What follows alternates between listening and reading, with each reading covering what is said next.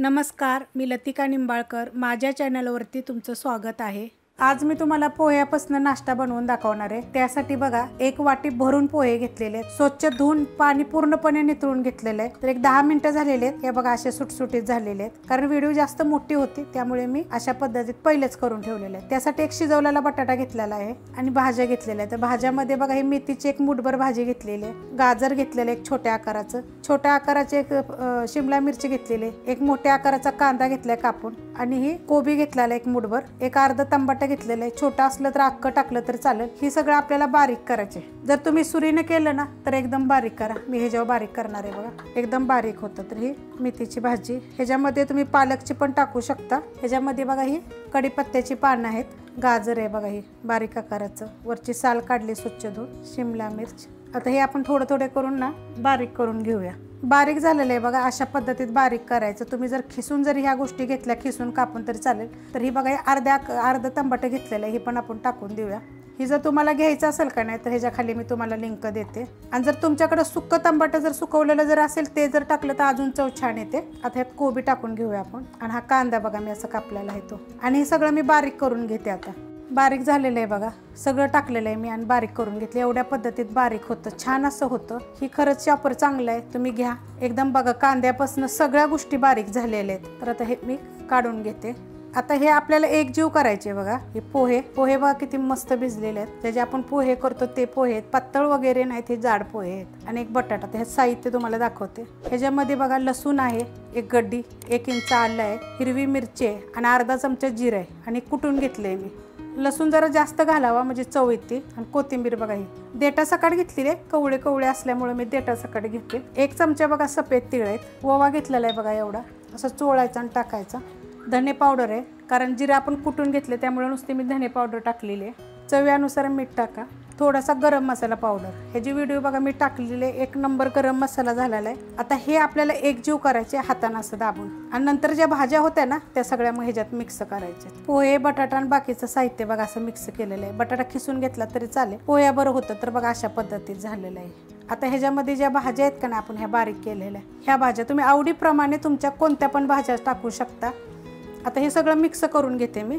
हे मिक्स करून घेतलेलं आहे. तर ह्याच्यामध्ये बघा हा एकदम छोटा चमचा आहे. तर हे चण्याच्या डाळीचं पीठ आहे, म्हणजे बेसन पीठ. हे नाचणीचं पीठ आहे, हे हुलग्याचं पीठ आहे आणि हे तांदळाचं पीठ आहे. तुमच्याकडे जर हे बाकीचे पीठं नसले ना तर नुसतं चण्याच्या डाळीचं असलं तरी पण चालेल. हे माझ्याकडं होतं म्हणून मी टाकलेलं आहे.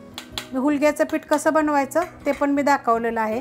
तर आता हे आपण एक जीव मिक्स करूया. चांगलं मिक्स करून घेतले बघा, असं एक जीव झालं पाहिजे अशा पद्धतीत करायचं. आता ह्याच्यामध्ये मी थोडासा खायचा सोडा टाकणार आहे बघा, चिमूटभर टाकायचा, जास्त टाकायचा नाही. आणि नाही टाकला तरी पण चालतो बरं का. मी कधी पण रेसिपी ना शक्यतो बिन सोड्याच्या टाकते बनवते, पण आज मी थोडासा सोडा टाकलेला ह्याच्यामध्ये. पण हे मिक्स चांगलं करा, बारीक कापा, खिसणीने खिसलं तरी भाज्या चालतील. मी तुम्हाला नवीन रेसिपी दाखवायचा प्रयत्न करते. तुम्ही रेसिपी बघितल्यावर लाईक करत जा आणि कमेंट करत जा. सोडा टाकल्यानंतर बघा चांगलं मिक्स करून घेतलेलं आहे. तुम्ही ह्याच्यात चीज टाकलं चालेल, बटर चांगलं टाकलं तरी चालेल, थोडं तूप टाका, आवडीप्रमाणे टाकायचं. त्याची चव वाढवायचा प्रयत्न करायचा, वेगवेगळ्या प्रकारे करायचं बघायचं. प्लेट घेतलेली आहे, त्याला तेल लावून घेतलेलं आहे. आता त्याच्यामध्ये आपल्याला असं थापून घ्यायचे.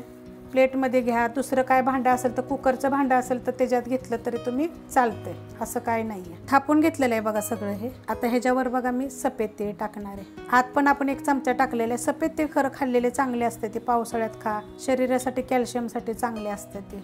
तुम्हाला कुणाला जर भानवळी रेसिपी बघायची असेल तर ती पण आपल्या चॅनलवर टाकलेली आहे बघा. कोबीची भानवळी एकदम मस्त झाले, ते चवदार असे.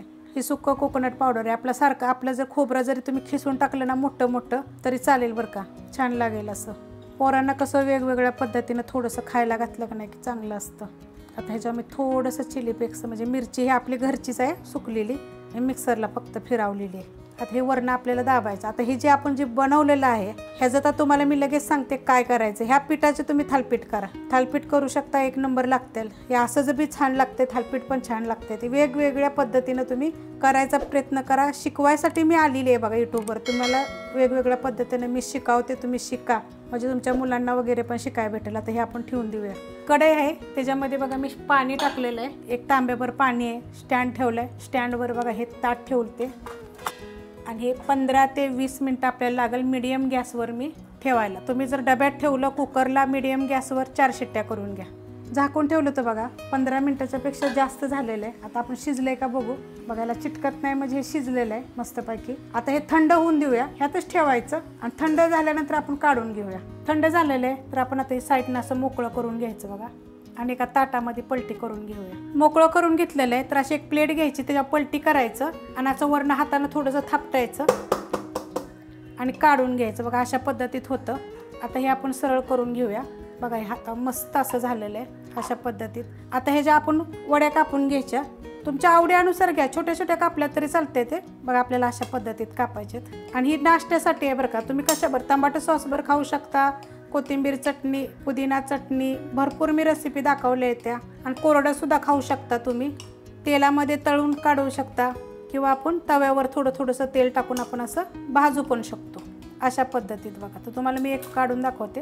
हे बघा अशा पद्धतीत होतं, मस्त असं होतं बघा. साईडनं वगैरे बघा एक नंबर होतं. तुम्ही करून बघा, खायला एक नंबर चव लागते. कढईमध्ये बघा तेल टाकलेलं आहे आणि त्याच्यामध्ये आपण हे थोडंसं ना गरम करून घ्यायचं. नुसतं तेलामध्ये थोड्या तेलामध्ये करायचं. पलटी करून घेऊया. हे थोडंसं तेल टाकून जर केलं तरी चालतंय. बघा अशा पद्धतीत चांगलं क्रिस्पी भाजून घ्यायचं. हे बघा अशा पद्धतीत बघा गोल्डन कलर येतो आपल्याला चांगलं भाजून घ्यायचं आहे. वर खाली करून असं चांगलं पलटी बिलटी करून. आमच्याकडे ना काम जरा चाललंय त्यामुळे आवाज जास्त येतोय, तर अशा पद्धतीनं करून घ्या तुम्ही. रेसिपी आवडली की लाईक करा, सबस्क्राईब करा, कमेंट करा आणि शेअर बी करा.